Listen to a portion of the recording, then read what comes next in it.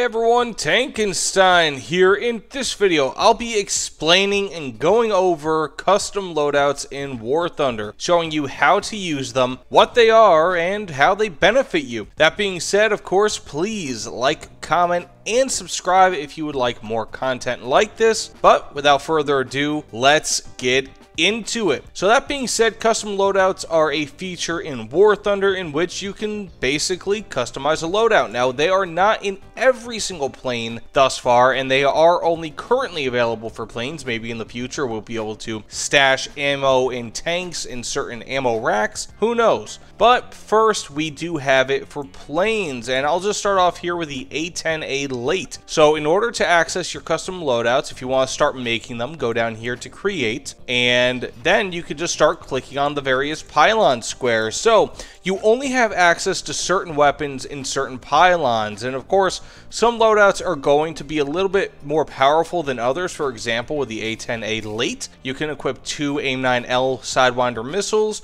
instead of 1 on the outside pylons, and of course you're going to select the 2, but if you do select the 1, you will see a slightly better flight performance when in the plane. Now, of course, you can always select empty, and you can just go with 2 on one wing and 0 on the other. You can go with 1 on one wing, 2 on the other.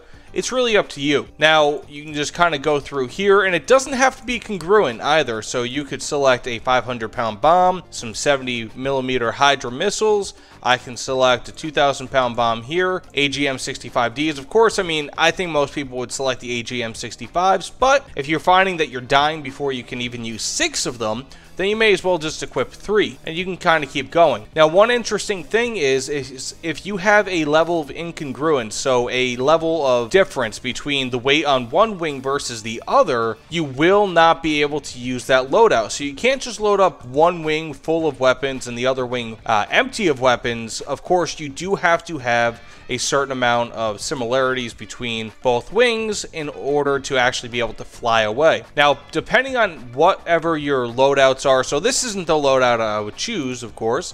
Yeah, I would choose something probably a little bit more similar to, well, this is probably what I would choose. It gives you a great mix of everything. But if you were to go into a match with this loadout, it would be more expensive than, let's say, if I just switch this to some Hydras. So of course, it will impact your loadout maximum, your spawn points in a match, depending on what you choose. Now, one very important thing to note, and as you can see, I switched over to the A10A early, is that you can have a maximum of 20 loadout presets. So if you do have a loadout preset, you are going to be limited to a maximum of, again, 20. So as you can see here also, as you can see, it says Armament Presets 15.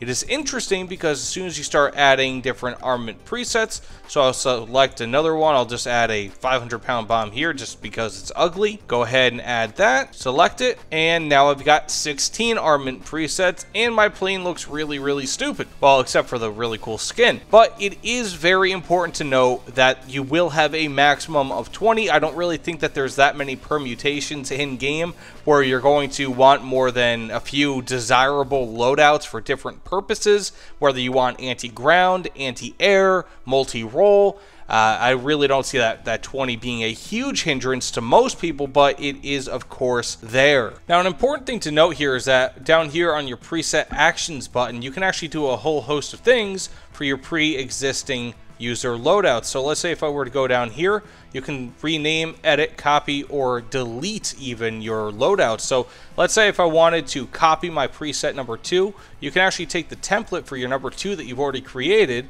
and just swap some things around. So let's say if I wanted to swap this for some 70mm Hydras, swap this for a 2,000-pounder, this for a 2,000-pounder, maybe this for some 500-pound bombs, and maybe go back here and switch this for some 500-pound bombs, because now I'll be able to actually do that. It'll allow me to do that. So I can just go ahead and save, and I will have my preset number 4 once that finally generates. Now with my preset number 3, let's say if I wanted to rename that, I can just go ahead and call this the ugly loadout, because having a single 500-pound bomb on an A10 is a pretty stupid loadout. And if you just want proof of how it works, if you could see here, this has a total spawn point cost of 316, and this has 177. Of course, custom loadouts are a huge benefit in game, because if you see here, you only get 6 AGM-65Ds, and down here you get 6 AGM-65Ds and 4 2,000-pound bombs, plus